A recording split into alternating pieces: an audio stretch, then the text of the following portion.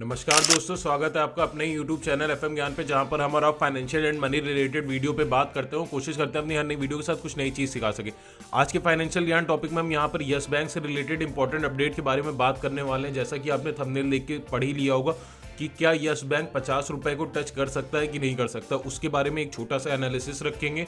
और क्या है एक्सपर्ट्स का मानना, कैसे ये 50 रुपए तक पहुंच सकता है और कितना टाइम लगेगा, और अभी आपको होल्ड करना चाहिए, सेल करना चाहिए, वीडियो के आखिरी में वो भी बताएंगे।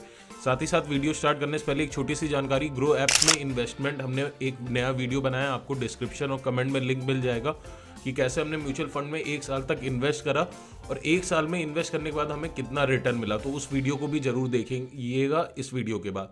तो चलिए यहाँ पर वीडियो को स्टार्ट करते हैं। जैसा कि आपको पता है यस बैंक का करंट प्राइस अभी 20 रुपए के आसपास में ट्रेड कर रहा है और ये लगातार काफ़ी दिनों से ट्रेडिंग हो रही है। कहीं ना कहीं प्राइस की अगर मैं बात करूं 22, 23, 24 रुपए तक का हाई बनाया, वापस से रिट्रेस हुआ, लेकिन 18 रुपए का जो इसके लिए क्रूशियल लेवल था उसको कहीं ना कहीं ब्रेकआउट कर चुका है और उस लेवल के पार ये कहीं ना कहीं अपने आप को सस्टेन कर रहा है। और ऐसे में बड़े बड़े एक्सपर्ट्स का जो मानना है, दिग्गजों का मानना है कि यस बैंक यहाँ से अप ट्रेंड ले सकता है आने वाले एक लॉन्ग टर्म में। उसके पीछे के रीज़न की भी अगर मैं बात करूं तो यस बैंक जो है, अभी आपने देखा होगा न्यूज़ निकल के आई होगी, एसेट रिकंस्ट्रक्शन कंपनी यानी ARC जो इन्होंने फॉर्म करा, JC फ्लावर को इन्होंने दिया सारा अपना लोन। तो यहाँ पर यस बैंक जो है बाकी अदर बैंक्स की तरफ प्रोविजनिंग पे बहुत तेज़ी से काम कर रहा है।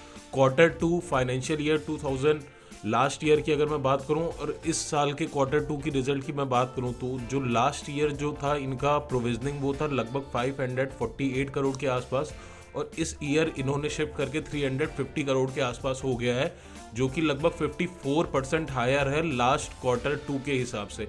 यानी कि कहीं ना कहीं इन्होंने अपनी प्रोविजनिंग बढ़ाई है अदर बैंक्स की तरह, और जैसे जैसे ये प्रोविजनिंग बढ़ाएंगे वैसे वैसे ही इनके क्वार्टरली रिजल्ट पे आपको अच्छा फायदा देखते हुए मिलेगा।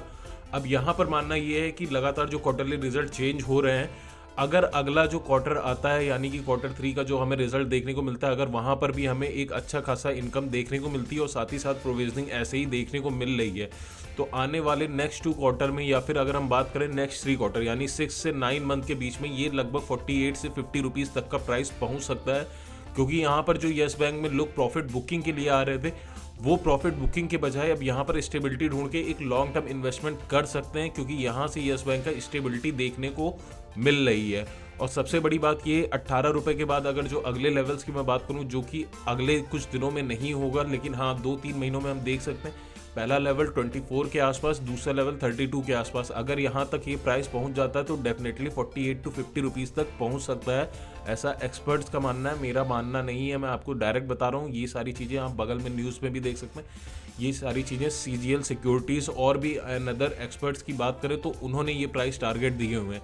अब अगर मैं बात करूं मेरा क्या मानना है, तो इस पे मैं सीधी सी बात करूंगा, यहाँ पर इस प्राइस पे तो बिल्कुल मैं आपको बाय करने की पोजीशन नहीं दूंगा, क्योंकि इससे पहले बहुत ज़्यादा जब गिरा हुआ था तो हमने कई बार बाय करने को बोला था लॉन्ग टर्म के लिए, बट बहुत लोगों को पैसा फंसा हुआ था इसलिए वो लोग डर रहे थे। लेकिन अब यहाँ पर मत खरीदिए, क्योंकि यहाँ से प्राइस कुछ दिनों के लिए वापस नीचे गिर भी सकता है।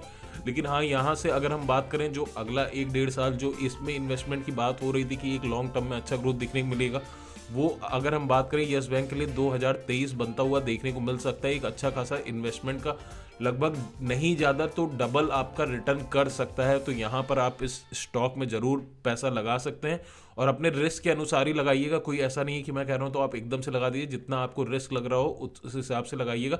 इसके अलावा अगर आपकी कोई क्वेरी है, कुछ पूछना चाहते हैं तो कमेंट करके ज़रूर बताइएगा। थैंक